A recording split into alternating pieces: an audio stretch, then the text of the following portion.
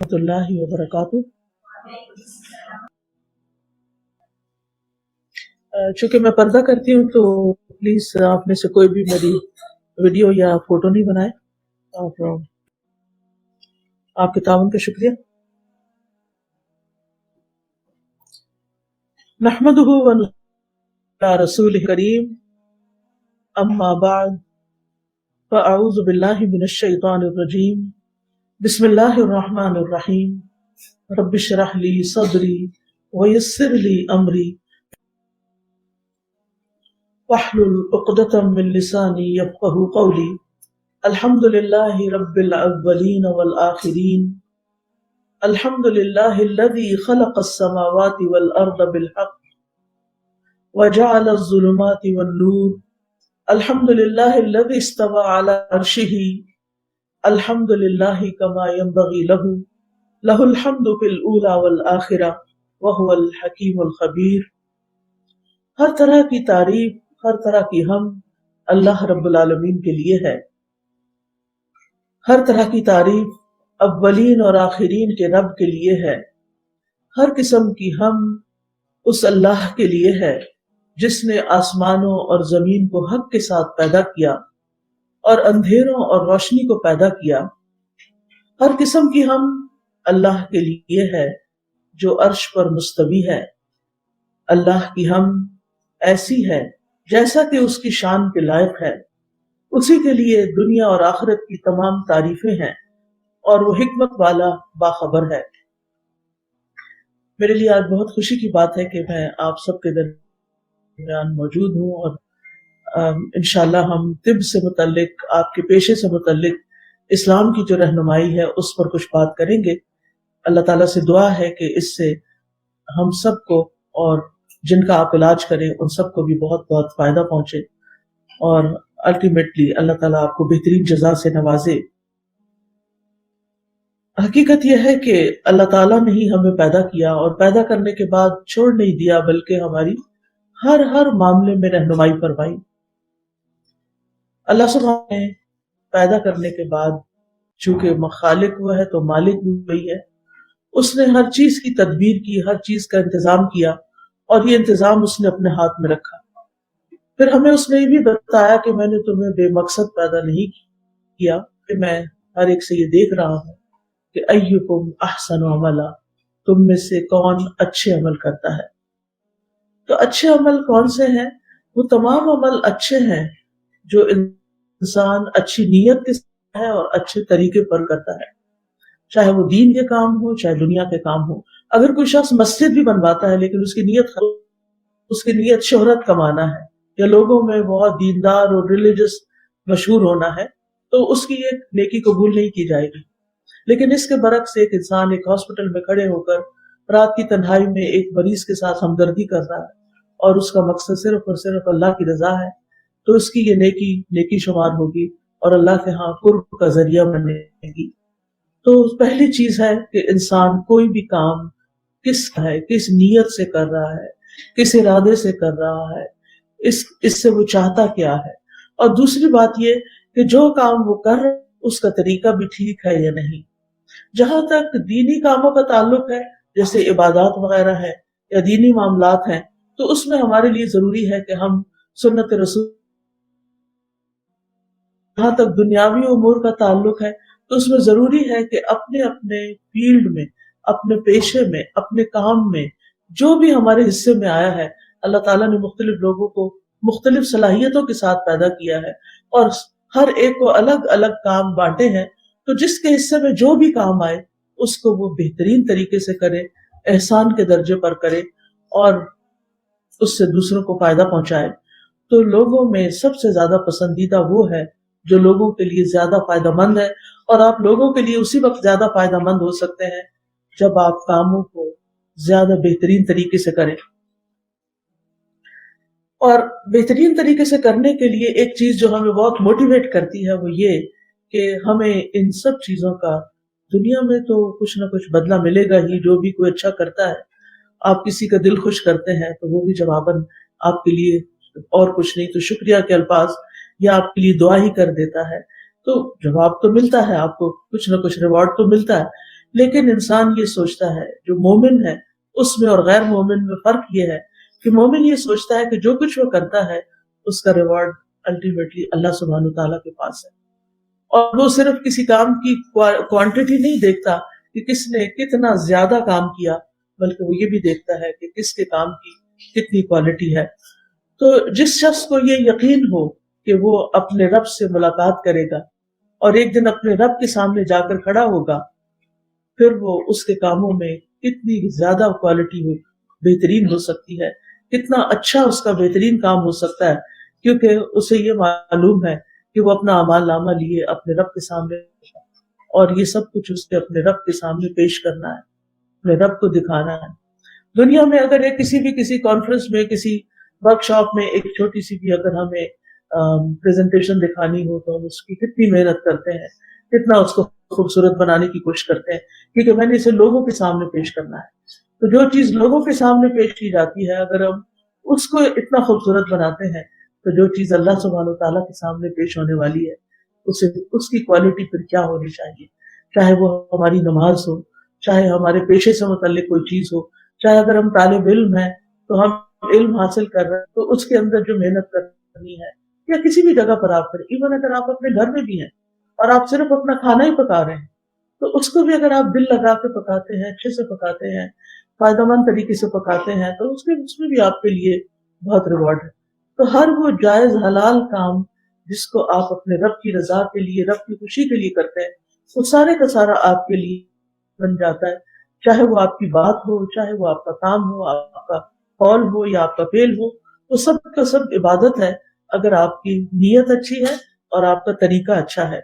اور اللہ تعالیٰ کا وعدہ ہے کہ جو بھی اچھے کام کر کے آئے گا ہم اس کو اس کے کاموں کی جزا ضرور دیں گے۔ والذین آمنوا وعملوا الصالحات، وہ لوگ جو ایمان لائے اور انہوں نے نیک کام کیے، لنکفرن عنہم سیئاتہم، ہم ان سے ان کی برائیاں دور کر دیں گے، ان کی غلطیاں معاف کر دیں گے۔ وَلَنَجْزِيَنَّهُمْ أَحْسَنَ الَّذِي كَانُوا يَعْمَلُونَ، اور یقیناً انہیں ان کے اس عمل کی بہترین جزا دیں گے جو وہ کیا کرتے تھے۔ یعنی دنیا میں جو کچھ انہوں نے کیا، دنیا میں تو کوئی چیز ایسی ہے ہی نہیں کا پورا صلہ دے سکے، یہ صرف اور صرف آخرت میں ہی ہو سکتا ہے۔ اسی لیے اللہ تعالیٰ نے آخرت بنائی ہے۔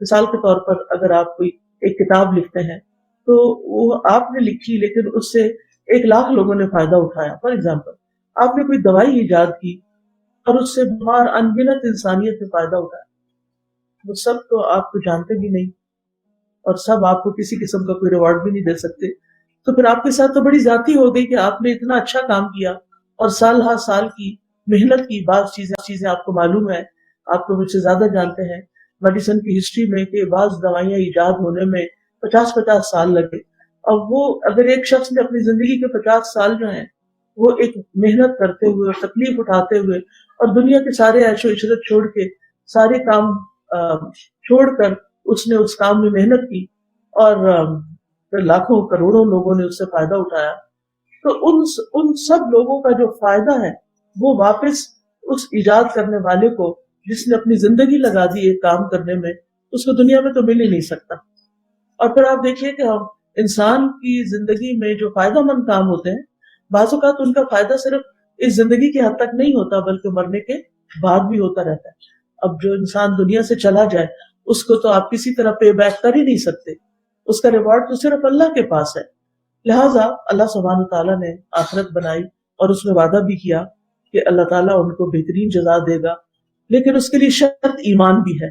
اگر ایمان نہیں ہے تو پھر عمل اس طرح نہیں دیتے، لیکن اگر کوئی ایمان کے ساتھ اچھے کام کرتا ہے تو فرمایا وَمَن يَأْتِهِ مُؤْمِنًا قَدْ عَمِلَ الصَّالِحَاتِ فَأُولَٰئِكَ لَهُمُ الدَّرَجَاتُ الْعُلَىٰ جَنَّاتُ عَدْنٍ تَجْرِي مِن تَحْتِهَا الْأَنْهَارُ خَالِدِينَ فِيهَا وَذَٰلِكَ جَزَاءُ مَن تَزَكَّىٰ، اور جو بھی اس کے پاس مومن بن کر آئے گا، یعنی اللہ تعالیٰ کے پاس ایمان کی حالت میں آئے گا۔ اچھا کچھ لوگ بعد میں آئے ہیں تو کائنڈلی میری کوئی تصویر نہ اتارے، آپ اپنے موبائل رکھ ہی دیں تو بہتر ہے کیونکہ میری تھاٹ پروسیس متاثر ہوتا ہے۔ اور جو بھی اس کے پاس مومن بن کر آئے گا جبکہ اس نے نیک اعمال بھی کیے ہوں گے، تو یہی لوگ ہیں جن کے لیے بلند و بالا درجات ہیں، ہمیشگی کے باغات جن کے نیچے نہریں بہتی ہیں، جن میں وہ ہمیشہ رہنے والے ہیں، اور یہی بدلہ ہے اس کا جو پاکیزگی اختیار کرے، یعنی جو اس دنیا میں پاکیزہ زندگی بسر کرے گا، اس کے کاموں کے اندر پاکیزگی ہوگی۔ اور یہ جو تزکیہ کا لفظ ہے عربی زبان میں، وہ بڑا گہرا لفظ ہے، اس میں دو چیزیں پائی جاتی ہیں، ایک ہے تخلیہ اور ایک ہے تحلیہ۔ تخلیہ کہتے ہیں کسی چیز کو خالی کرنا، اور تحلیہ کہتے ہیں کسی چیز کو اڈورن کرنا، کسی چیز کو سجانا، بیوٹیفائی کرنا۔ تو مراد اس سے یہ ہے کہ جو شخص اپنی زندگی میں ساری زندگی اس کوشش میں لگا رہے کہ وہ گناہوں کو چھوڑتا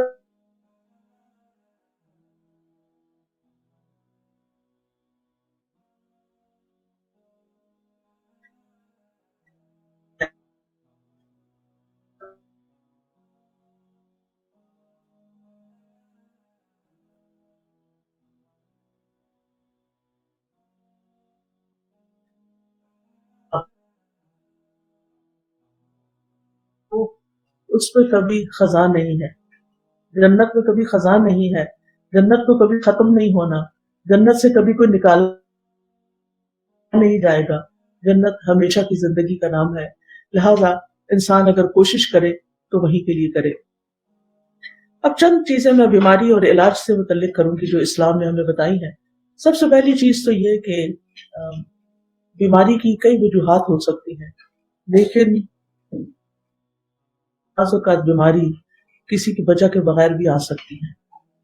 انسان اچھا بھلا ہوتا ہے، صحت مند ہوتا ہے، بیماری کی کوئی ریزن نہیں ہوتی، لیکن وہ بیمار ہو جاتا ہے۔ تو ایسا کیوں ہوتا ہے؟ یہ اس کا ایک امتحان ہوتا ہے۔ اللہ تعالیٰ فرماتے ہیں وَلَنَبْلُوَنَّكُمْ بِشَيْءٍ مِّنَ الْخَوْفِ وَالْجُوعِ وَنَقْصٍ مِّنَ الْأَمْوَالِ وَالْأَنفُسِ وَالثَّمَرَاتِ وَبَشِّرِ الصَّابِرِينَ، اور یقیناً ہم تمہیں خوف اور بھوک اور مالوں اور جانوں اور پھلوں کی کمی میں سے کسی نہ کسی چیز کے ساتھ ضرور آزمائیں گے، کیونکہ دنیا میں انسان کا امتحان ہو رہا ہے، ہر انسان کا ہو رہا ہے، اور ہر ایک کے چیلنجز فرق ہیں، کوئی کسی مشکل میں گرفتار ہے، کوئی کسی میں، لیکن خالی کوئی بھی نہیں۔ کچھ لوگ بظاہر بہت ہنستے نظر آتے ہیں، لیکن ان کے دل اندر سے رو رہے ہوتے ہیں، ان مسائل کی وجہ سے، ان پریشانیوں کی وجہ سے کہ جو انہی پہ بیت رہی ہوتی ہے، لیکن وہ ان کا تذکرہ کسی سے نہیں کرتے۔ تو بیماری ایک امتحان بھی ہے، ایک آزمائش ہے کہ انسان اس میں کرتا کیا ہے، کیا اللہ کی طرف رجوع کرتا ہے، کیا صحیح طریقہ علاج اختیار کرتا ہے، یا غلط راستوں پہ چل پڑتا ہے۔ اور ہم دیکھتے ہیں کہ بیماری کا آنا کوئی بری بات نہیں، ایسا نہیں کہ ضروری طور پر کوئی شخص اپنے گناہوں میں پکڑا گیا ہے اس لیے وہ بیمار ہوا ہے، یا ضروری نہیں کہ اس نے کوئی بہت بڑی بدپریزی کر لی ہے جس کی وجہ سے وہ بیمار ہوا ہے۔ انبیاء علیہم السلام پر بھی بیماریاں آتی رہی، اور اس میں سب سے بڑی مثال حضرت ایوب علیہ السلام کی ہے۔ وَاذْكُرْ عَبْدَنَا أَيُّوبَ إِذْ نَادَى رَبَّهُ أَنِّي مَسَّنِيَ الشَّيْطَانُ بِنُصْبٍ وَعَذَابٍ، اور ہمارے بندے ایوب کا ذکر کیجئے جس نے اپنے رب کو پکارا کہ شیطان نے مجھے بہت دکھ اور تکلیف دی۔ اب اس میں آپ دیکھیے کہ جب انسان بیمار ہوتا ہے تو اس کی اسپرٹ سلو ہو جاتی ہے، کمزور ہو جاتا ہے، تو ہمارا جو دشمن ہے شیطان، وہ اس وقت ہم پر حملہ کر دیتا ہے، وہ ہمیں فوراً موت کا خیال ڈالے گا، اب تم زندہ نہیں رہو گے، اور تم مر گئے تو تمہارے پیچھے کیا ہوگا اور تمہارے آگے کیا ہوگا، اور تمہارے ساتھ یہ بڑی زیادتی ہو گئی ہے کہ تم بھی بیمار ہو گئے ہو، باقی سب لوگ اچھے بھلے ہیں۔ اور پھر اگر آپ علاج کے باوجود ٹھیک نہ ہو رہے ہو تو شیطان کا اٹیک اور سخت ہوتا ہے، اور بعض اوقات انسان اللہ کی رحمت سے مایوس ہونے لگتا ہے۔ یہ مایوسی کفر ہوتی ہے، اور انسان کے لیے ایک بڑے امتحان کی چیز، یعنی بیماری تو امتحان ہے، لیکن اس بیماری پر جو نا امیدی ہے اور جو اللہ تعالیٰ سے ناراضگی ہے وہ اس سے بڑا امتحان ہے۔ بیماری تو انسان کو دنیا میں تکلیف دے رہی ہے، لیکن اللہ سے ناراض ہونا، اللہ سے بدگمان ہونا انسان کی آخرت کو برباد کرنے والا ہے۔ لہٰذا being a doctor always try کہ آپ کے جو پیشنٹس ہیں وہ نا امید نہ ہوں، اور دوسری بات یہ کہ جو صبر وہ کر رہے ہیں تکلیف کے اوپر، اس پر ان کو اجر کی بشارت دیتے جائیں، انما کہ صبر کرنے والوں کو ان کا اجر بے حساب ملے گا، یعنی ایک ایک لمحہ، ایک مومن کو اگر ایک کانٹا بھی چبھتا ہے تو اس کے گناہ معاف ہو جاتے ہیں اور اس کے درجات بلند ہو جاتے ہیں۔ لہٰذا ہم دیکھتے ہیں کہ ایوب علیہ السلام ایک طویل عرصے تک، کہتے ہیں کہ 18 سال تک بیمار رہے، اور ان کو ایسی سکن ڈیزیز تھی کہ جس کی وجہ سے ان کے جسم میں کیڑے پڑ گئے تھے اور ان کے جسم کے اندر سے کیڑے جھڑتے تھے، لیکن اس کے باوجود وہ اللہ تعالیٰ کی رحمت اور اللہ کی عنایت سے کبھی بھی مایوس نہیں ہوئے، انہوں نے کبھی ہمت نہیں ہاری۔ اور وہ کہتے تھے کہ جب میں، کیونکہ ان کے دوست، ان کے رشتہ دار، ان کے گھر والے، ان کے بچے فوت ہو گئے، یعنی وہ جو گھر والے تھے وہ بچے تو فوت ہو گئے، صرف ایک اکیلی بیوی ان کے ساتھ رہ گئی، دوست رشتہ دار سب چھوڑ گئے ان کو، ان کے جانور مویشی مر گئے، ان کے فصل خراب ہو گئے، یعنی صرف ایک مصیبت نہیں آئی تھی، مصیبت پر مصیبت آئی، فائنینشیل کرائسس تھے، فزیکلی سخت قسم کی بیماری کا شکار ہو گئے۔ لیکن آپ کو پتا ہے کہ وہ کیا سوچتے تھے؟ وہ کہتے تھے کہ جب یہ ساری چیزیں میرے پاس سے، کہتے وہ دنیا کے امیر ترین انسان تھے، بہت مال و متاع تھا، صحت بہت اچھی تھی، اور اسی طرح گھر والے بھی، بچے اور سب خوبصورت، یعنی دنیا کی ہر نعمت جسے آپ کے نعمت کہتے ہیں وہ ان کے پاس تھی۔ لیکن پھر اللہ تعالیٰ کی طرف سے آزمائش آئی تو ہر ایک چیز چلی گئی۔ تو وہ کہتے تھے کہ اے اللہ، پہلے میرے اور تیرے درمیان میرے بچے اور میرا گھر اور میرا مال حائل تھا، اب تو کوئی بھی نہیں رہا، اور صرف میں ہوں اور تو ہے اور تیری عبادت ہے، یعنی اب مجھے کسی قسم کی کوئی مصروفیت نہیں رہی، اب تو میں صرف یعنی کہ میری تجھے پکارنے میں اور تیری عبادت کرنے میں مجھے زیادہ وقت مل گیا۔ اور یہ حقیقت ہے کہ ایک بیمار جو بستر پہ پڑ جاتا ہے تو اللہ کے ذکر کے علاوہ وہ کر بھی کیا سکتا ہے؟ نہ وہ اٹھ کے کچھ کام کر سکتا ہے، نہ ہی وہ کسی کو مدد کر سکتا، نہ ہی زیادہ دیر کسی سے کوئی بات کر سکتا۔ ایک آخری چیز جو وہ کر سکتا ہے وہ اللہ کی یاد ہے، اللہ سے باتیں ہیں، اور ہر لمحہ وہ اس تکلیف پہ اجر کمائے جا رہا ہے اور ساتھ ساتھ اللہ تعالیٰ سے قرب بڑھ رہا ہے، لیکن یہ بڑے نصیب والوں کو حاصل ہوتا ہے۔ تو اس لیے بہت ضروری ہے کہ انسان کسی بھی تکلیف میں ہو، کسی بھی بیماری میں ہو، لیکن ہوپ نہ چھوڑے۔ اور ہم دیکھتے ہیں کہ سب سے زیادہ سخت آزمائشیں جو ہیں وہ انبیاء پر آئیں۔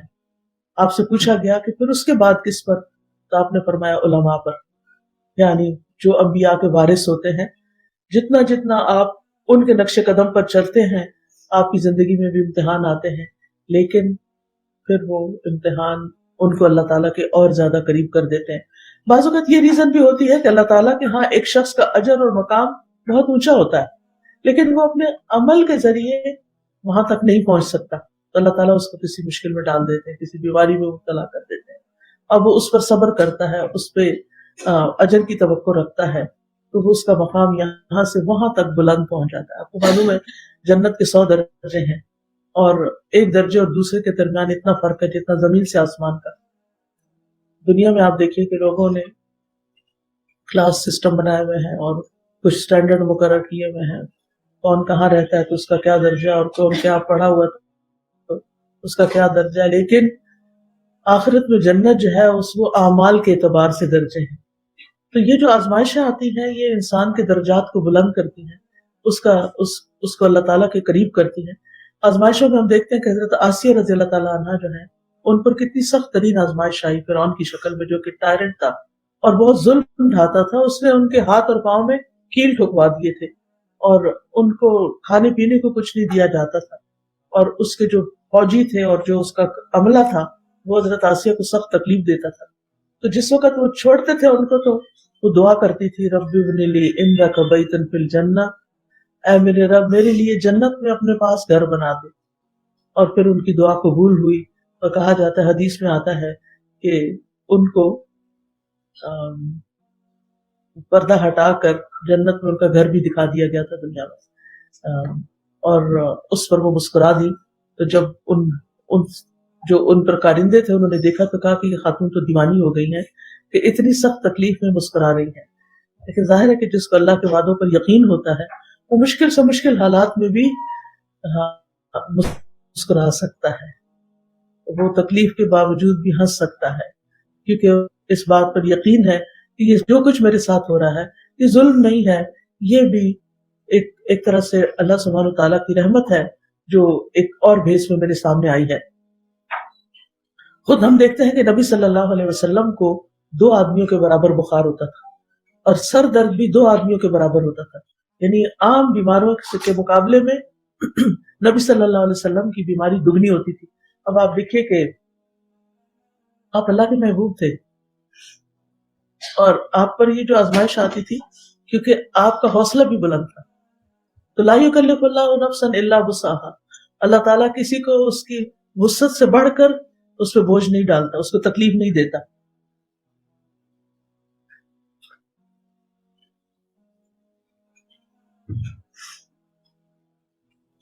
اللہ سبحانہ تعالیٰ کسی کو کسی پر اس کی وسعت سے بڑھ کر بوجھ نہیں ڈالتا، تکلیف نہیں دیتا. لہٰذا نبی صلی اللہ علیہ وسلم کا چونکہ حوصلہ بھی بلند تھا اور آپ کے درجات بھی بلند تھے، تو اس وجہ سے ان کے اوپر آنے والی آزمائش بھی بہت بڑی تھی. ایک اور بات جسے ہمیں یاد رکھنا چاہیے وہ یہ کہ اللہ تعالیٰ نے کوئی بیماری ایسی پیدا نہیں کی جس کے لیے علاج نہ پیدا کیا. لہٰذا نہ تو مریض کو مایوس ہونا چاہیے اور نہ ڈاکٹر کو یہ سوچنا چاہیے کہ اس مریض کا کوئی علاج نہیں. علاج موجود ہے. یہ الگ بات ہے کہ کسی کو وہ معلوم ہے اور کسی کو وہ معلوم نہیں. بعض اوقات وہ پنجابی میں کہتے ہیں کہ اگر کسی کو ٹھیک ہونا ہو تو وہ تھوڑی سی ہوتی ہے نا سوا راکھ کی چٹکی سے بھی ٹھیک ہو جاتا ہے انسان. اور یہ تو ہے کہ ایک چیز جس کے بارے میں کافی ہو جاتی ہے. ابھی میرے بھائی آئے ہوئے تھے تو بتا رہے تھے کہ میں جا رہا تھا کہ ایئرپورٹ سے میں نے کچھ لے کے کھا لیا اور جہاز کے اندر ہی فوڈ پوائزننگ ہو گئی اور ان کی طبیعت بہت خراب ہوگی.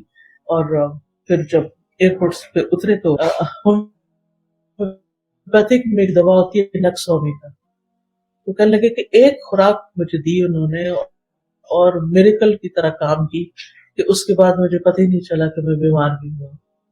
تو بعض اوقات ایسا بھی ہوتا ہے کہ ایک دم مریض شفا یاب ہو جاتا ہے. بعض اوقات طبیب اچھے سے اچھا علاج جو ہے وہ بھی انسان کو فائدہ نہیں دیتا. تو بہرحال اللہ سبحانہ تعالیٰ نے بیماریوں کو بھی پیدا کیا ہے اور علاج بھی پیدا کیا ہے. آپ صلی اللہ علیہ وسلم نے فرمایا بے شک اللہ عز و جل نے جب بیماری کو پیدا کیا تو اس کا علاج بھی پیدا فرمایا، بس اس کے لیے علاج کیا کرو. تمہیں علاج کرنا چاہیے، یہ نہیں سوچنا چاہیے کہ نہیں اب میں ٹھیک ہو ہی نہیں سکتی، اب کوئی فائدہ نہیں علاج کرنے کا. یعنی انسان کوشش کرتا رہے. اور ایک اور جگہ پر آتا ہے کہ اللہ تعالیٰ نے کوئی بیماری پیدا نہیں کی مگر اس کی دوا پیدا کی سوائے بڑھاپے کے، کیونکہ بڑھاپے سے انسان واپس جوانی کی طرف نہیں لوٹ سکتا. ایک اور چیز یہ ہے کہ بیماری کو برا بھلا نہیں کہنا چاہیے، اس سے منع کیا گیا ہے. یعنی یہ اللہ کے اذن سے آتی ہے، تقدیر کا ایک حصہ ہوتی ہے، اس میں انسان کے لیے خیر ہوتی ہے. بعض تکلیفوں کی وجہ سے انسان اپنی غلطیوں کو یاد کر لیتا ہے. بعض اوقات ہمیں یہ بھی یاد نہیں ہوتا کہ ہم نے کون کون سے غلط کام کیے ہیں، کون سے گناہ کیے ہیں. لیکن جب انسان کو تکلیف آتی ہے تو اس کو سوچ کا غور فکر کرنے کا موقع ملتا ہے کہ ہم زندگی کی گہما گہمی میں بھاگ رہے ہوتے ہیں اپنے آپ کو بھی بھولے ہوئے ہوتے ہیں. لیکن جب کوئی تکلیف آتی ہے تو پھر ہم ہر چیز رک جاتی ہے اور پھر اس میں ہمیں اپنے اندر جھانکنے کا موقع ملتا ہے، اپنی غلطیوں کا احساس ہوتا ہے، توبہ کی توفیق ہوتی ہے اور انسان کو اپنی اصلاح کسی بھی حوالے سے ہو سکتی ہے، اپنی فزیکل یا چیز کی. کیونکہ بخار بنی آدم کو گناہوں سے اس طرح دور کر دیتا ہے جس طرح بھٹی لوہے کی میل کچیل کو دور کر دیتی ہے. اسی طرح آپ نے فرمایا کہ مسلمان پر کوئی مصیبت، بیماری، رنج، غم، تکلیف یا پریشانی ایسی نہیں آتی یہاں تک کہ اگر اسے کانٹا بھی چبھتا ہے تو اللہ تعالیٰ اس کے بدلے اس کی گناہ دور کر دیتا ہے. لہذا بیماری میں بھی خیر ہے، مانگنی نہیں چاہیے. اگر آ جائے تو اس کو برا بھلا نہ کہا جائے. ایک آدمی نے رسول اللہ صلی اللہ علیہ وسلم سے پوچھا یہ جو بیماریاں ہمیں لگ جاتی ہیں بتائیے ان میں ہمارے لیے کیا ہے، یعنی یہ کیوں بیماری آ جاتی ہے؟ آپ نے فرمایا یہ بیماریاں گناہوں کا کفارہ بن جاتی ہیں. ابی ابن کعب نے عرض کیا اگرچہ بیماری چھوٹی ہی کیوں نہ ہو؟ آپ نے فرمایا ہاں اگرچہ ایک کانٹا ہی کیوں نہ چبھ جائے یا اس سے بھی کم، یعنی کسی بھی قسم کی کوئی تکلیف. یہ سن کر ابی بن کعب نے اپنے بارے میں دعا کی کہ موت تک کبھی بخار ان سے جدا نہ ہو. لیکن ایسا ہو کہ حج، عمرہ اور جہاد فی سبیل اللہ اور فرض نماز باجماعت میں رکاوٹ نہ بنے، لیکن وہ باقی نیکیوں میں پیچھے نہیں رہے، اور یہ موت تک ان کا حال رہا، کیونکہ ان کو یہ خوشخبری ملی کہ بخار سے ہر قسم کے گناہ جل جاتے ہیں، تو انہوں نے وہی اپنے لیے مانگ لیا۔ بہرحال اوور آل ویسے ہمیں منع کیا گیا اس سے، کیونکہ ہر بندے کا اتنا حوصلہ بھی نہیں ہو سکتا کہ پھر بیمار رہ کے کچھ کام بھی کر سکے، کیونکہ بہرحال بیماری جو ہے وہ انسان کے نیک اعمال میں رکاوٹ کا سبب بھی بنتی ہے، اور اس کے لیے خوشخبری یہ ہے کہ جب انسان بیمار ہوتا ہے تو بیماری سے پہلے جو کام وہ اچھے کر رہا ہوتا ہے وہ بیماری کے دوران بھی اس کے اعمال نامے میں لکھے چلے جاتے ہیں۔ مثلا ایک شخص صبح جس وقت اٹھتا ہے تہجد پڑھتا ہے، اب بیمار ہو گیا نہیں پڑھ سکتا، تو بیماری سے پہلے جو تہجد روز پڑھتا تھا، وہ تہجد کے وقت فرشتے آتے ہیں اور اس کے اعمال نامے میں اس کے تہجد لکھ دیتے۔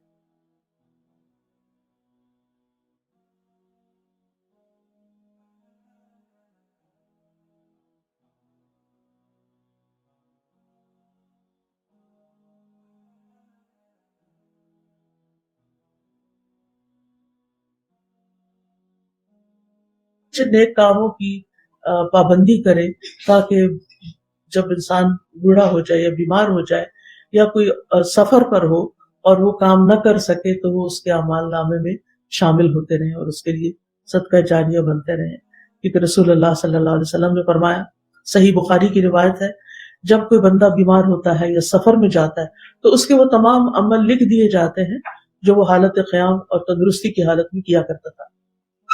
اسی طرح بعض بیماریاں ایسی ہیں کہ جن میں اگر کوئی فوت ہو جائے تو اس پر شہادت کا ثواب ملتا ہے، جن میں طاعون کی بیماری، پانی میں ڈوب کے مرنا، ذات الجم کی بیماری، جو پھیپھڑوں کی بیماری کہہ سکتے ہیں، پیٹ کی بیماری، جل کے مرنے والا، چھت یا دیوار کے نیچے دب کے مرنے والا، اسی طرح حاملہ عورت جو اپنے حمل کے دوران مر جائے یا ولادت کے وقت مر جائے، یہ سب بھی شہادت کا درجہ پاتے ہیں، یعنی ان کا پھر حساب نہیں ہوتا اور ان کو معاف کر دیا جاتا ہے اور ان کے لیے جنت میں داخلہ لکھ لیا جاتا ہے۔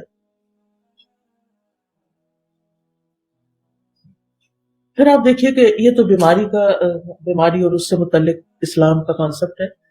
اب یہ ہے کہ جو لوگ مریض کی دیکھ بھال کرتے ہیں، مریض کا علاج کرتے ہیں، مریض کی خدمت کرتے ہیں، چاہے ڈاکٹرز ہیں یا نرسز ہیں یا کوئی اور عملہ ہے جو مریضوں کو دیکھتا ہے، ان کا کیا اجر ہے؟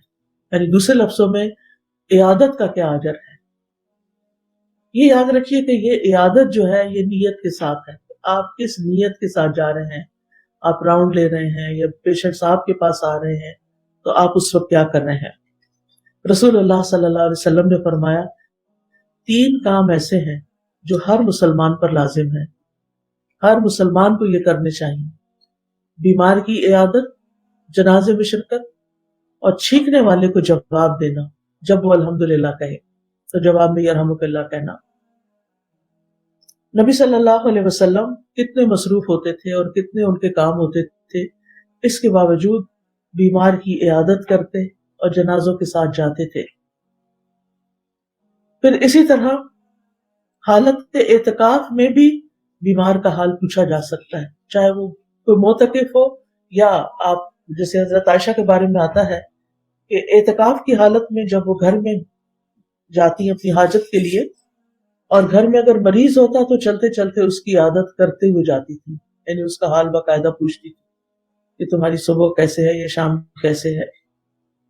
اسی طرح فرشتے بھی بیماروں کی عیادت کرتے ہیں، یعنی یہ وہ کام ہے جو فرشتے بھی کرتے ہیں، یعنی وہ لوگ جو باقاعدگی سے مسجد میں حاضر ہوتے ہیں اور بیماری کی وجہ سے نہیں آ پاتے تو پھر انہیں پتہ چلتا ہے کہ وہ بیمار ہیں تو باقاعدہ وہ اس مریض کے پاس حاضر ہوتے ہیں۔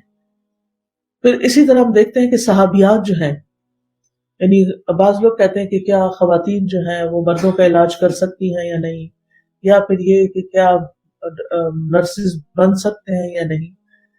آئیڈیلی تو ایسا ہی ہونا چاہیے کہ مردوں کا علاج مرد کریں، عورتوں کا علاج عورتیں کریں، لیکن بعض صورتوں میں ممکن نہیں ہوتا، بعض جگہیں ایسی ہوتی ہیں، بعض سسٹمز ایسے ہوتے ہیں کہ جہاں پر اپوزٹ جینڈر کو بھی دیکھنا پڑتا ہے یا علاج کرنا پڑتا ہے، تو اس کے لیے ہم دیکھتے ہیں کہ ربیع یہ ایک صحابیہ ہیں، وہ کہتی ہے کہ ہم جہاد میں نبی صلی اللہ علیہ وسلم کے ساتھ جایا کرتی تھی، ہم پانی پلاتی، زخمیوں کا علاج کرتی، مقتول یعنی جو لوگ شہید ہو جاتے تھے اور زخمی لوگوں کو اٹھا کر مدینہ لاتی تھی، یعنی اس کا سارا انتظام کرتی تھی۔ تو اس سے کیا پتہ چلتا ہے کہ دور نبوی میں بھی خواتین جو تھی وہ علاج معالجے کا کام بھی اور زخمیوں کی کیئر اور ان کا خیال رکھنے کا کام کیا کرتی تھی۔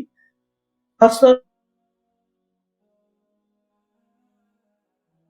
پر ہم دیکھتے ہیں کہ ایک صحابیہ ہے جن کا نام رفیدہ ہے، حضرت سعد بن پر زخم آ گیا، ان کی حالت بہت خراب ہو گئی، تو انہیں حضرت رفیدہ کے پاس پہنچا دیا گیا کیونکہ وہ زخمیوں کا علاج کیا کرتی تھی۔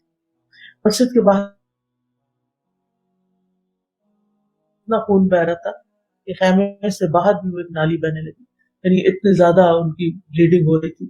تو حضرت رفیدہ جو تھی وہ ان کی کیئر کرتی تھی کیونکہ انہیں طریقہ معلوم تھا کہ زخمیوں کا علاج کیسے کیا جاتا ہے۔ پھر اسی طرح یہ ہے کہ جو شخص عیادت کرتا ہے جتنی دیر کرتا ہے، مثلاً ایک ڈاکٹر وارڈ میں راؤنڈ لے رہا ہے، ایک مریض کے پاس جا رہا ہے، دوسرے کے پاس جا رہا ہے، تیسرے کے پاس جا رہا ہے، یا رات کی ڈیوٹی پر ہے اور بار بار پیشنٹس کے پاس جانے کی ضرورت پیش آ رہی ہے، تو نبی صلی اللہ علیہ وسلم نے فرمایا جس شخص نے کسی مریض کی عیادت کی اس نے رحمت میں غوطہ لگایا، یہاں تک کہ جب وہ بیٹھ گیا تو اس نے رحمت میں جگہ بنا لی، یعنی وہ اللہ کی رحمت میں آ گیا۔ اسی طرح آپ صلی اللہ علیہ وسلم نے فرمایا جو کسی بیمار کی عیادت کرے یا اپنے بھائی سے اللہ کی خاطر ملاقات کرے تو آسمان سے پکارنے والا پکارتا ہے کہ تم بھی پاک ہو، تمہارا چلنا بھی پاک، اور تم نے جنت میں گھر بنا لیا۔ یعنی ایوری ڈے آپ ہاسپٹل جاتے ہیں، آپ بیماروں کو دیکھتے ہیں، آپ ان سے انٹریکٹ کرتے ہیں، ان کو تسلی دیتے ہیں، ان کی اچھی طرح ان کو دیکھ بھال کر کے ان کی ضرورت پوری کرتے ہیں، تو یہ اتنا بڑا کام ہے کہ جو انسان کے لیے جنت کا رستہ آسان کر دیتا ہے، بشرطے کہ نیت اچھی اور طریقہ اچھا۔ یعنی ہمارے دین میں یہ دو کرائیٹیریا ہیں، یہ دو چیزیں ہر عمل کو نیک بنا دیتی ہیں، نیت اچھی ہو، نیت اللہ کی رضا ہو، نیت عیادت کی ہو، اور اس کے ساتھ ساتھ یہ کہ طریقہ جو ہے وہ بھی درست ہو۔ حضرت علی رضی اللہ عنہ کہتے ہیں کہ جو شخص شام کے وقت کسی مریض کی عیادت کے لیے نکلتا ہے تو اس کے ساتھ 70,000 فرشتے بھی نکلتے ہیں، یعنی شام کے وقت اگر آپ راؤنڈ لینے نکلتے ہیں جو اس کے لیے صبح تک بخشش طلب کرتے رہتے ہیں، اور جنت میں اسے ایک باغ بھی حاصل ہوگا۔ یعنی جب بھی آپ اس نیک کام کے لیے نکلتے ہیں تو آپ کے لیے اتنی دعائیں ہوتی ہیں۔ انسان دعاؤں کا کتنا محتاج ہے، کبھی کسی کی منت کرتا ہے کہ تم میری بخشش کی دعا کرو، کبھی کسی کی کرتا ہے، لیکن جو انسان انسانوں کی مدد میں لگ جاتا ہے، انسانوں کی ضروریات پوری کرنے میں لگ جاتا ہے، اور خاص طور پر بیمار اور ڈیسٹیٹیوٹ جو ہے، جو پریشان حال انسان ہے اور ٹوٹا ہوا انسان ہے اور جو اپنے آپ کو خود نہیں سنبھال سکتا، اگر ان کی کیئر کرتا ہے تو کتنا بڑا اجر اس کو ملتا ہے۔ اور اسی طرح اگر صبح کے وقت کوئی عادت کے لیے نکلے تو اس کے ساتھ بھی 70,000 فرشتے نکلتے ہیں جو اس شام تک اس کے لیے بخشش کی دعائیں کرتے رہتے ہیں، اور اسے بھی جنت میں باغ حاصل ہوگا۔ اسی طرح ایک اور حدیث میں آتا ہے کہ 6 کام ایسے ہیں کہ اگر کوئی مسلمان ان میں سے کسی ایک سے بھی متصف ہو تو اللہ کی ذمہ ہے کہ اسے جنت میں داخل کرے،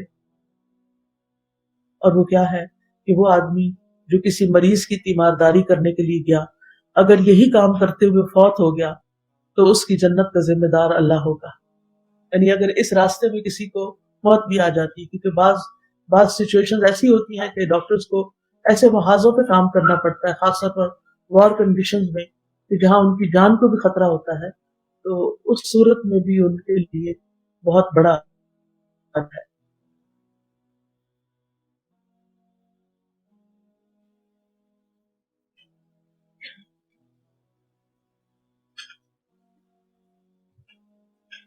اور یہ بھی یاد رکھیے کہ دوسروں کو فائدہ پہنچانے والے لوگ اللہ تعالیٰ کے محبوب ہوتے ہیں، اللہ تعالیٰ کے پسندیدہ ہوتے ہیں۔ رسول اللہ صلی اللہ علیہ وسلم سے پوچھا گیا کہ کون سے لوگ اللہ تعالیٰ کو بہت پیارے ہیں اور کون سے اعمال اللہ تعالیٰ کو بہت پسند ہیں. تو رسول اللہ صلی اللہ علیہ وسلم نے فرمایا وہ لوگ اللہ تعالیٰ کو زیادہ محبوب ہیں جو دوسرے لوگوں کے لیے سب سے زیادہ فائدہ مند ہو، یعنی جو دوسروں کے لیے جیتے ہیں. اور اللہ تعالیٰ کے نزدیک سب سے پسندیدہ اعمال کیا ہیں؟ کسی مسلمان کو خوش کرنا، کسی کی تکلیف دور کر دینا، کسی کا قرضہ ادا کر دینا، یا اس سے بھوک کو دور کر دینا، یعنی کسی بھوکے کو کھانا کھلا دینا. بعض اوقات تو ہمارے اپنے گھر والے ہوتے ہیں کہ جب رات کو دیر سے آتے ہیں تو ہم کہتے ہیں اب ہماری کوئی ڈیوٹی نہیں رہی، جلدی آؤ گھر پہ کھانا کھلائیں گے ورنہ خود ہی جو کرنا ہے کر لو. اور جو اپنے بھائی کے ساتھ اس کی ضرورت پوری کرنے کے لیے چلا حتیٰ کہ اسے پورا کر دیا، اللہ اس کو اس دن ثابت قدم رکھے گا جس دن قدم ڈگمگا جائیں گے، یعنی انتہائی خوف کا دن جو قیامت کا دن ہوگا اس میں اس شخص کو اطمینان نصیب ہوگا. یہ جو دوسروں کی خدمت ہے، عیادت ہے، ان کے کام آنا ہے، یہ ہمارے نبی صلی اللہ علیہ وسلم کی سنت ہے. آپ خود چل کے کمزور مسلمانوں کے پاس جایا کرتے تھے، ان سے ملاقات کرتے، ان کی عیادت کرتے، ان کے جنازوں میں حاضر ہوتے. ایک خاتون مسجد نبوی میں جھاڑو دیا کرتی تھی، پر اس کا کوئی گھر بار نہیں تھا، بس ایسے ہی وہ وہاں پر مسجد کے پاس ہی رہتی اور مسجد کی صفائی انہوں نے اپنے ذمے لے رکھی تھی. تو ایک بار نبی صلی اللہ علیہ وسلم مسجد گئے تو دیکھا کہ وہ خاتون نظر نہیں آئی. آپ نے پوچھا وہ خاتون کہاں گئی؟ تو پتہ چلا کہ وہ رات کو فوت ہو گئی تھی. تو صحابہ نے فوراً ہی اس کا جنازہ خود ہی پڑھا کے اس کو دفن کر دیا. تو آپ نے فرمایا کہ مجھے اس کی قبر پر لے چلو، اور آپ نے جا کر اس کے لیے وہاں دعا کی. تو اس سے کیا پتہ چلتا ہے؟ اس سے یہ بات سمجھ میں آتی ہے کہ کسی کا احسان اور کسی کی نیکی کا خیال رکھنا اور اس کو ماننا اور اس کا بدلہ دینا ہمارے نبی صلی اللہ علیہ وسلم کی سنت ہے کہ کس طرح آپ وہاں خود تشریف لے جاتے ہیں اور کس طرح آپ ان کی مدد کرتے ہیں، یعنی ان کے لیے دعائیں غائبانہ ایک طرح سے نماز جنازہ کرتے ہیں. حالانکہ اس خاتون کا کوئی سٹیٹس نہیں تھا، وہ ایک کلینر تھی، لیکن اس کے اس اچھے عمل کی وجہ سے نبی صلی اللہ علیہ وسلم نے اس کو کتنا ایک مقام دیا، کتنا اس کو احترام دیا. ہمارے ہاں عام طور پر ان جنازوں میں شریک ہوا جاتا ہے جن کا بڑا سٹیٹس ہوتا ہے، کیونکہ اس کے پیچھے کی نیت شاید یہ بھی ہوتی ہے کہ وہاں پر کچھ اور ایسے لوگ مل جائیں گے کہ جن کے ساتھ ہمارے کچھ ٹائز جو ہیں وہ مضبوط ہو جائیں گے اور دنیا کا کوئی فائدہ ہو جائے گا.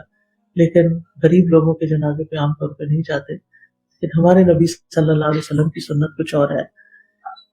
پھر اسی طرح لوگوں کی جو مدد ہے ذاتی عبادت سے بھی افضل ہے. ایک تو فرض عبادتیں ہیں نا، اس کے بعد نوافل آ جاتے ہیں. نبی صلی اللہ علیہ وسلم نے فرمایا مومن کو خوش کرنا، اس کا قرض ادا کرنا، اس کی ضرورت پوری کرنا، اس سے کسی مصیبت کو دور کرنا افضل اعمال میں سے. اور جو کسی کی مصیبت دور کرتا ہے اللہ اس کے لیے کافی ہو جاتا ہے. تو ڈاکٹرز اور سٹاف کا مریض کے ساتھ جو تعلق ہے اس میں چند چیزوں کا خیال رکھنا ضروری ہے، کیونکہ میرے پاس اب بہت تھوڑا وقت ہے. ہو سکتا ہے آپ کا کوئی کوشچن بھی ہو تو میں چند مین پوائنٹرز آپ کے سامنے رکھ دیتی ہوں. سب سے پہلی بات جو میں نے پہلے بھی عرض کی کہ ہر کام خالصتاً اللہ کی رضا کے لیے کرنا ہے. یعنی جب تھک بھی جائیں، جب محنت کر رہے ہوں، جب چاہے آپ کو اس پر فیس مل رہی ہو، پیسے مل رہے ہو، سیلری مل رہی ہو، کچھ بھی، لیکن وہ کیا حیثیت رکھتی ہے؟ ایک شخص کی زندگی آپ نے بچا لی، ایک شخص کی تکلیف آپ نے دور کر دی، ایک شخص کی جان جا رہی تھی اور آپ اس کے مدد کو پہنچ گئے، تو یہ بہت بڑی نیکی. اس کی جزا آپ کو صرف اللہ ہی دے سکتا ہے، لہٰذا اسی سے توقع رکھیں، کیونکہ وہ سب سے بڑی جزا دے گا. انسان کچھ نہیں دے سکتا انسان کو، اور جو دیتا بھی وہ بہت تھوڑا ہوتا ہے. بعض اوقات تو اس کے کام کا بھی نہیں ہوتا، وہ اس کو اس دنیا میں رہ کے استعمال بھی نہیں کر سکتا. لہٰذا ہر کام نمبر 1 اللہ کی رضا کے لیے، خالص اس کے لیے، پھر کیونکہ اسی پر ہی اجر ملنے والا ہے.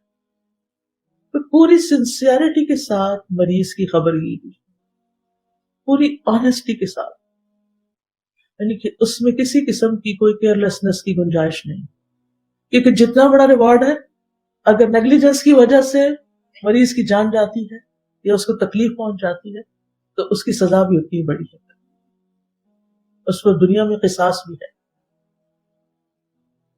پھر یہ ہے کہ مریضوں کے ساتھ شفقت، نرمی اور اچھا اخلاق، اس سے ہی مریض صحت مند ہو جاتے ہیں۔ بہت سے مریض صرف اچھے ڈاکٹر کی وجہ سے بہت اچھا محسوس کرتے۔ پچھلے دنوں کراچی جانا ہوا تو وہاں پر کسی کو کینسر ہو گیا تھا، تو اس سے تبادلہ خیال کچھ ہوا، ہر تھوڑی دیر بعد وہ ایک جملہ دہراتی تھی، میری ڈاکٹر بہت اچھی، میری ڈاکٹر بہت اچھی تھی، میری ڈاکٹر بہت اچھی۔ تو میں حیران ہوگی کہ کم ہی مجھے یہ جملہ سننے کو ملتا ہے، یعنی اتنی ایک طرح سے ایموشنلی اٹیچ بھی تھی۔ اور دوسرا یہ کہ ایک ٹراما ہوتا ہے نا، انسان کو پتہ چلتا ہے کہ ویسی بیماری میں پڑ گیا، تو پھر اگر ڈاکٹر اچھا ہو، حوصلہ دینے والا ہو، تو انسان جلدی اس مشکل سے باہر نکل آتا ہے۔ اور لوگوں میں سب سے بہترین وہ لوگ ہیں جن کے اخلاق سب سے اچھے، اللہ کے یہاں بہترین ہونے کا یہ کرائٹیریا ہے۔ لہٰذا عام لوگوں کا اچھا اخلاق بھی میٹر کرتا ہے، لیکن ڈاکٹرز کا تو بہت زیادہ کرتا ہے۔ نبی صلی اللہ علیہ وسلم نے فرمایا، مومن محبت کرتا ہے اور اس سے محبت کی جاتی ہے، اس بندے میں کوئی خیر نہیں جو نہ محبت کرتا ہے اور نہ ہی اس سے محبت کی جاتی ہے، اور لوگوں میں سب سے بہترین وہ ہے جو ان میں سب سے زیادہ دوسروں کے لیے فائدہ مند ہے۔ پھر یہ ہے کہ مریض کے ساتھ رحم دلی اور شفقت کے جذبات، اس کی ضروریات اور حاجات کے لیے اس کے قریب ہونا، مریض کے ساتھ وہی معاملہ کرنا جو انسان چاہتا ہے کہ اس کے ساتھ کیا جائے۔ جب آپ کسی مریض کو دیکھیں تو یہ سوچیں کہ یہ میں ہوں، یہ اس کی جگہ اپنے آپ کو رکھ لیں کہ میں اس کو اپنے آپ کو کیسے چاہوں گی کہ مجھے ٹریٹ کیا جائے۔ پھر اسی طرح کسی بھی طرح مریض کو دھوکے میں نہیں رکھنا چاہیے، چیٹ نہیں کرنا چاہیے۔ خاص طور پر یہ جو ہمارے ہاں ایک ٹرینڈ چل پڑا ہے کہ اگر کوئی شخص چند دن اس کی زندگی کے، تو ڈاکٹرز کبھی نہیں بتاتے، کبھی ڈاکٹرز گھر والوں کو بتا دیتے ہیں تو اس شخص کو نہیں بتایا جاتا۔ اکثر لوگ مجھے میسج کر کے مسئلہ یہ پوچھتے رہتے ہیں کہ ڈاکٹر نے مدر کو اتنے دن کا بس دیا ہے کہ 6 دن اور ہیں، 6 ہفتے اور ہیں، تو کیا ہم بتائیں یا نہیں؟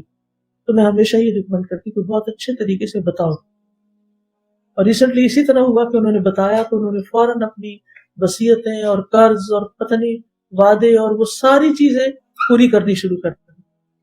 ورنہ انسان سوچتا اچھا میں ذرا صحیح ہو جاؤں نا پھر میں یہ سارے کام کروں گی، اب صحیح تو آپ نے ہونا نہیں، اب تو آگے ہی جانا ہے، تو کیوں وہ شخص اب ان سارے چیزوں کو اپنے سر پہ لے کے دنیا سے جائے؟ اس کی مدد کرنی چاہیے۔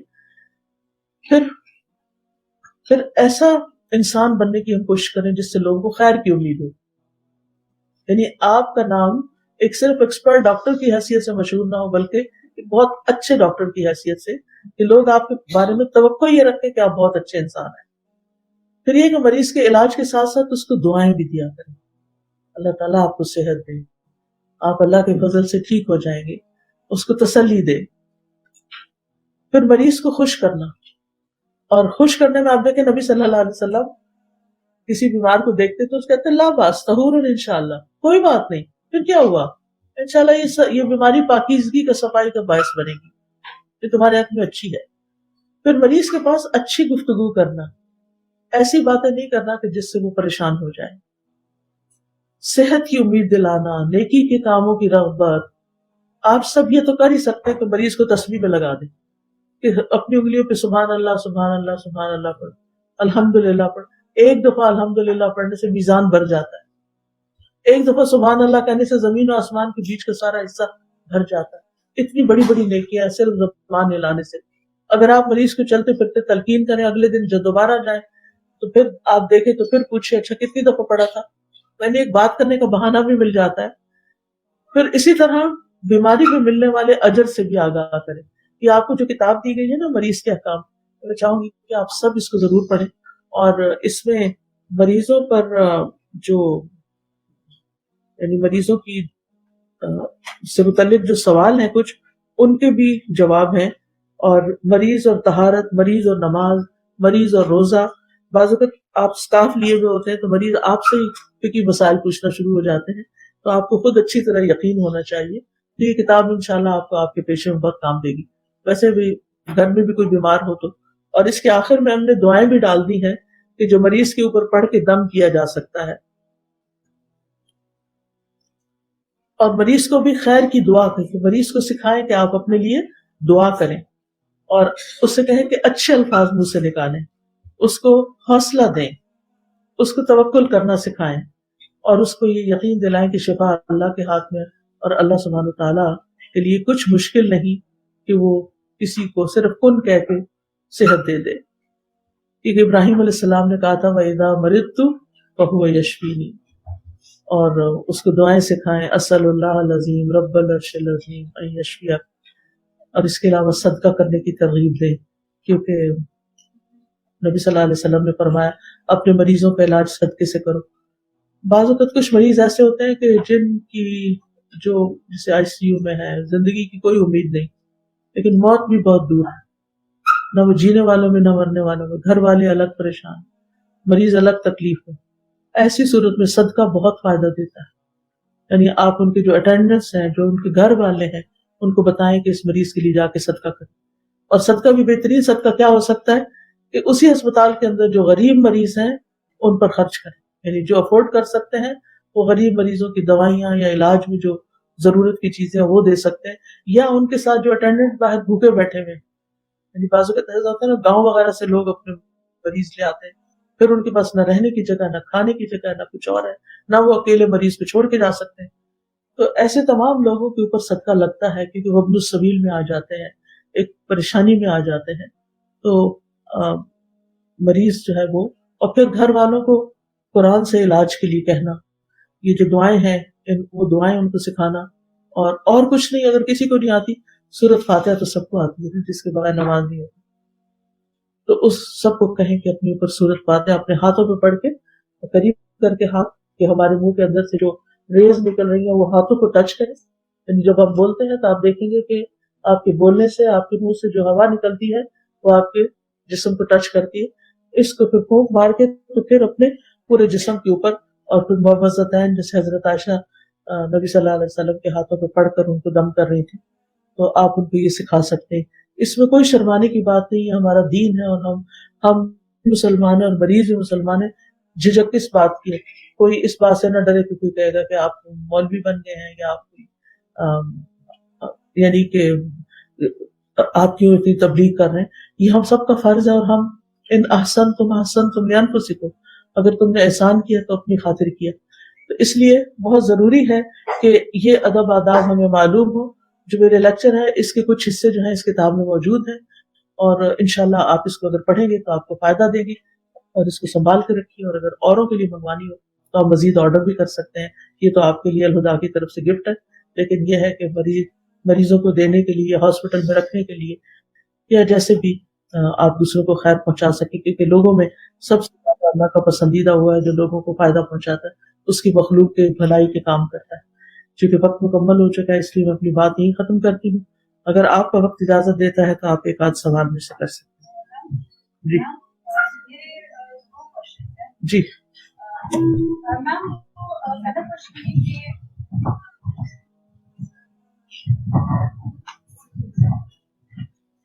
السلام علیکم. میرا جو پہلا سوال ہے نا وہ یہ ہے نا کہ یہ جو حدیث ہے نا کہ اللہ تعالیٰ نے کوئی بھی بیماری نہیں جانتی کہ اس کا علاج نہ ہو. ہاں، تو یہ بھی نا یہ جو واقعات ہیں جیسے حضرت ایوب علیہ السلام کا، اور جس طرح سے جو حضرت موسیٰ علیہ السلام اور ان کی جو ان کے ساتھ جو لوگ تھے وہ بھی کسی وبا کی وجہ سے فوت ہوئے، تو یہ تو اللہ کی طرف سے تھا نا. تو ایک سوال یہ ہے، اور دوسرا سوال یہ، ہاں نہیں وہ تو ٹھیک ہے، یعنی اللہ تعالیٰ چاہتا ہے تو شفا ہوتی ہے. یہ دو باتیں ہیں یہاں. ایک یہ ہے کہ ہر بیماری کا علاج ہوتا ہے، لیکن جو بیمار ہے ضروری نہیں کہ اس کو پتا ہو کیا مجھے کیا کرنا ہے. ٹھیک ہے. اب ایوب علیہ السلام کو اللہ سبحانہ وتعالیٰ نے علاج بتایا تھا. وہ کیا تھا؟ چشمے سے نہاؤ. اور اب بھی آپ دیکھیں کہ کئی لوگ سلفر سے، جن چشموں میں سلفر ہوتی ہے اسے نہاتے. میں بھی ایک دفعہ سوات تھا، یہ کون سا علاقہ تھا، وہاں ایک گرم پانی کا چشمہ تھا، اور اس میں بہت لوگ آئے ہوئے تھے اسکن ڈیزیز کا علاج کرنے کے لیے. تو ایسی چیزیں تو موجود ہیں. اور دوسرا یہ ہے کہ وہ جو موسیٰ علیہ السلام کے زمانے کی آپ بات کر رہی کہ ہزاروں لوگ فوت ہو گئے، تو ایسی وبائیں بھی آتی ہیں، زلزلے آتے ہیں بہت سے طریقوں سے، تو وہ تو تقدیر کا ایک حصہ ہے، کیونکہ دنیا نے ختم ہونا ہے۔ یعنی ہر بیماری کا علاج کا مطلب یہ نہیں کہ پھر ہر بیمار شفا بھی پائے گا۔ میم اور میرا دوسرا کوشچن یہ ہے کہ جنت میں جانے کے لیے سب سے پہلے عبادت اور نماز کے بارے میں پوچھی جاتی ہے نا.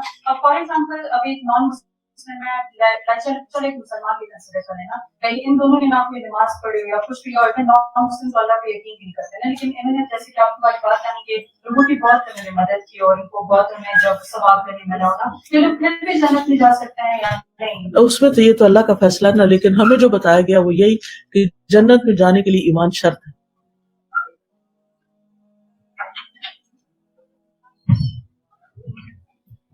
السلام علیکم، میرا نام ڈاکٹر سائمہ عابد ہے، اور ٹیچرس کی طرف سے ایک کوشچن ہے کہ جب یہ ڈیڈ باڈیز ہوتی ہیں ان کے اوپر ڈائسیکشن کی جاتی ہے بچوں کو سمجھانے کے لیے، تو اللہ کا اس کے بارے میں کیا حکم ہے؟ اور آج کل کے اس میں جب سینیریو میں جب کہ ویڈیوز موجود ہیں اور اس قسم کی، تو اس کے حوالے سے بہت ہی سینسیٹیو بات ہے، تو وہ آپ کا بھی دینا ضروری ہے۔ ڈاکٹر فردوس صاحب جواب دیں۔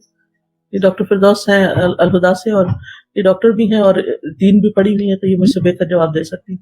جی السلام علیکم۔ وعلیکم السلام۔ ایسا ہے کہ ہمیں اسلام کی یعنی قرآنی تعلیمات سے اور حدیث سے پتہ چلتا ہے کہ مومن کی اس کے مرنے کے بعد جو ہے وہ چیرا پھاڑا نہیں جائے گا، تو بہتر یہ ہے کہ مومن یعنی مسلمان ڈیڈ باڈی نہ پا اسپیشلی، اور دوسرا یہ کہ اگر سیکھا جا سکتا ہے ویڈیو سے، آج کل کے دور میں تو بہت زیادہ ٹیکنالوجی آ گئی ہے، تو بہتر ہوگا کہ آلٹرنیٹ جو ہے وہ ان کا۔ اوکے، جزاکم اللہ خیرا۔ اچھا اگر وقت ہے تو میں تو ٹائم دے سکتا ہوں۔ اوکے، مجھے بتایا گیا تھا کہ اسٹرکٹلی 12 بجے پورا کرنا ہے۔ میرا یہ سوال ہے کہ اچھا باقی لوگ ان کا سوال سنیں، ٹھیک ہے؟ ایز ڈاکٹر ہم کبھی پیشنٹس کو کہتے ہیں کہ آپ کی بیماری جو ہے یہ لا علاج ہے، جس طرح سیریبرل پالسی ہو گیا یا برین ڈیتھ ہو جاتی ہے، جی ہاں، تو اس کیس میں میڈیکل پوائنٹ آف ویو سے اس کا کوئی علاج نہیں ہے، لیکن یہ تو پھر ہم مطلب ہمیں بھی پتہ ہے کہ اللہ تعالیٰ نے کوئی ایسی بیماری نہیں بنائی جی اس کا مطلب یہ ہے اس حدیث کا، اور اس حدیث کی ایک اور روایت میں آگے یہ بھی آتا ہے کہ علم من علم و جہل من جہل، کہ جس کو معلوم ہے اس کو تو معلوم ہے اور جس کو نہیں معلوم نہیں معلوم، یعنی جب ہم یہ کہتے ہیں کہ ہمارے پاس اس کا علاج نہیں، جس کا مطلب ہے ہمیں معلوم نہیں، ٹھیک ہے؟ اور کچھ چیزیں ایسی جو ریورس نہیں ہوتی نا، وہ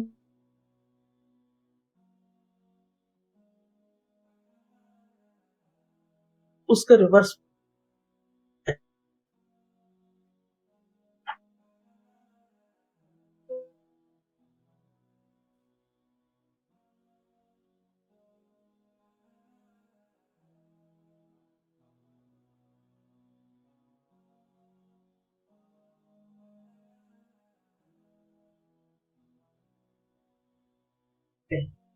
یہ جو ہم ایلوپیتھی پڑھ رہے ہیں الحمدللہ اس میں بہت خیر بھی ہے، لیکن اس کے علاوہ بھی اور بہت ساری موڈیلٹیز ہیں جن کے ذریعے سے ہم علاج کر سکتے ہیں، اور اسپیشلی ہمیں رسول اللہ صلی اللہ علیہ وسلم کے بتائے گئے طریقوں سے نہ صرف یہ کہ علاج بلکہ پریونٹیو سائڈ پہ بھی توجہ دینے کی ضرورت ہے، کہ ہم ایسا لائف اسٹائل اختیار کریں کہ جس سے ہم بیمار ہی نہ ہوں۔ اور دوسری بات یہ کہ رسول اللہ صلی اللہ علیہ وسلم کی بتائی ہوئی جو خوراکیں ہیں، جو آپ کی غذائیں ہیں اور جو آپ کے علاج ہیں اور جو آپ کے دم ہیں جو آپ نے سکھائے ہیں، وہ ضرور آپ لوگ استعمال کریں، اور یہی ایک مسلم اور نان مسلم ڈاکٹر میں فرق ہے۔ ہمارے پاس بہت بڑی ایک کریئر ہے اس حوالے سے، اور یہ بھی کہ ہم اپنے فیلڈ میں جب رسول اللہ صلی اللہ علیہ وسلم کی پیروی کریں گے تو ہم اپنے قبر میں جب ہمیں لٹا دیا جائے گا تو ہم جب فرشتہ پوچھے گا کہ تم یہ کون ہے جو تمہاری طرف بھیجے گئے تھے، تو ہمیں اس لحاظ سے کہ ہم ایک ڈاکٹر ہیں، ہمیں یہ معلوم ہونا چاہیے کہ ہمارے نبی صلی اللہ علیہ وسلم نے کیا کہا تھا۔ اگر ہماری ساری زندگی اس تھاٹ میں گزری ہوگی تو ہم ضرور وہاں پہ اچھے طریقے سے جواب دے سکیں گے انشاءاللہ۔ جزاکم اللہ خیر۔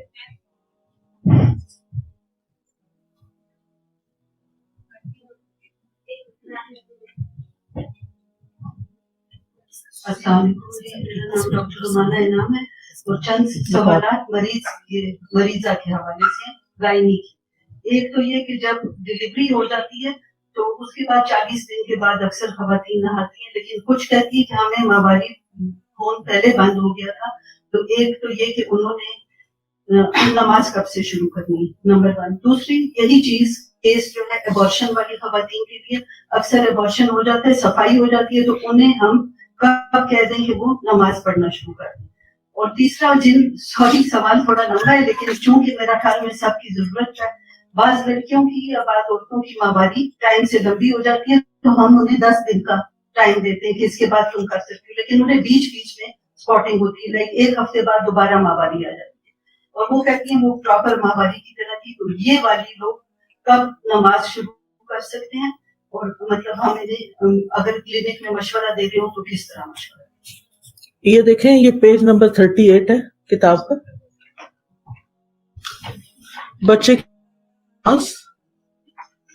بچے کی پیدائش کے موقع پر درد ذہن کے ساتھ جب تک عورت کو خون نہیں ہوگا نماز ادا کرنی ہے۔ یعنی پینز میں ہے نا، عورت جو ڈیلیوری کی پینز ہوتی ہیں وہ آ رہی ہیں، کانٹریکشنز آ رہی ہیں، لیکن ابھی بچہ ڈیلیور نہیں ہوا، یا یہ کہ بلیڈنگ نہیں شروع ہوئی، تو اس وقت تک اس کو نماز پڑھنی ہوگی۔ جو ڈیلیور ہو جائے گا تو نماز چھوٹ جائے گی۔ نفاس کی زیادہ سے زیادہ مدت 40 دن ہے۔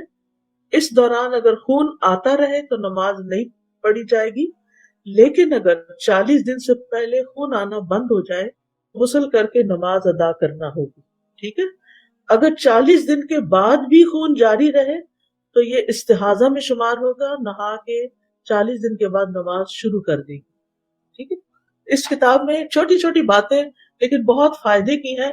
میری پھر ایک گزارش ہوگی کہ آپ اس کو تھوڑا تھوڑا کر کے ضرور پڑھ لیں تاکہ آپ کو مریضوں کو گائیڈ بھی کر سکیں۔ اس ایک اور کتاب ہے، پیج 38 ہے، یہ جہاں سے میں نے پڑھا نا، پیج 38 ہے۔ اچھا، اس کے علاوہ ایک اور کتاب ہے، میرے خیال ہے وہ بھی ڈاکٹرز کے پاس ضرور ہونی چاہیے، حیض اور نفاس کے احکام۔ یعنی پیریڈز کے متعلق بہت ساری کنفیوژنز ہوتی ہیں۔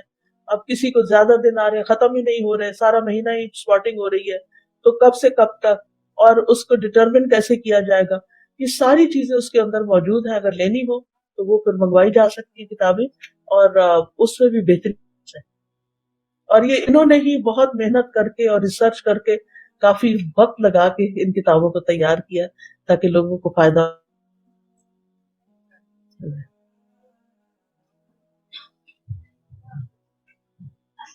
وعلیکم السلام۔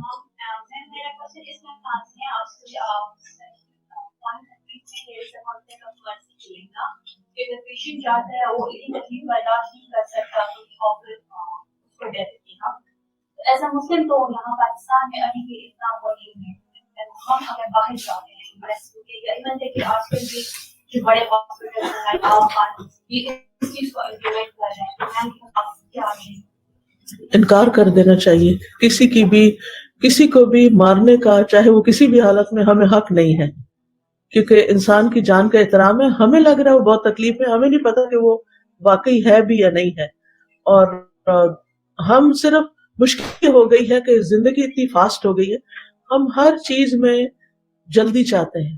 یہاں میں ایک اور بات بھی کرنا چاہوں گی، اگر آپ تھوڑی دیر خاموشی اختیار کریں، بڑی اہم بات ہے۔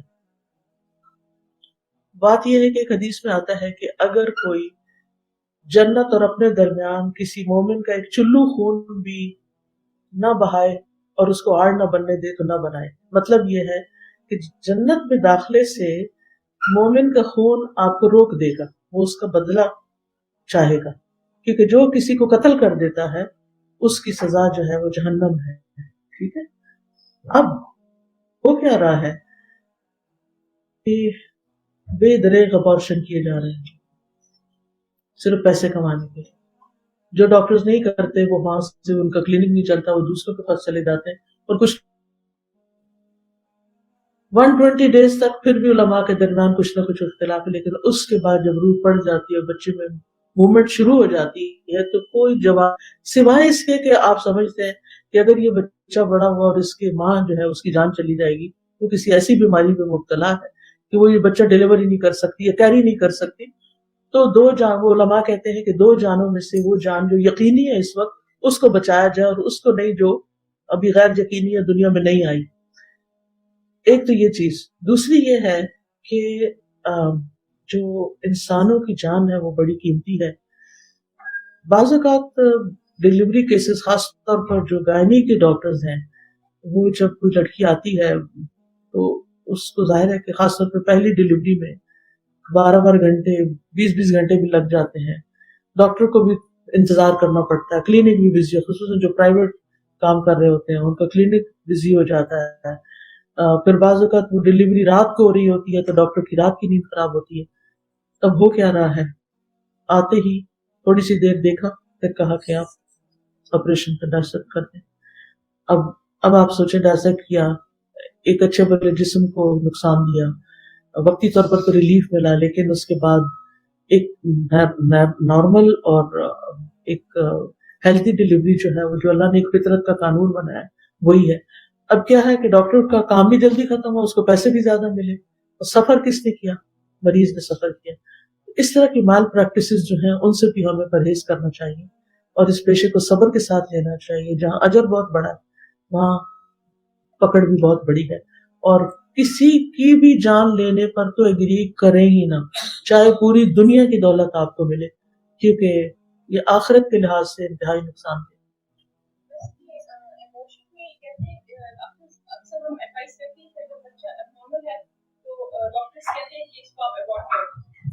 کیا اس کو جینے کا حق نہیں؟ میں نے ہمیں پڑھایا بھی یہ جاتا ہے کہ کنڈیشنز میں ہم ایموشنز الاؤ کر سکتے ہیں ایز اے ڈاکٹر. جب اکثر برین ڈیتھ ہو جاتی ہے ایڈوائز کرتے ہیں ڈاکٹرز کہ آپ وینٹیلیٹر آف کر دیں, اگر کوئی مریض وینٹیلیٹر آپ ڈیسائڈ کریں. جی اس کا بھی اس کتاب میں لکھا ہوا, اس بک میں ہے, پیج نمبر نکالنا پڑے گا, نکالیں.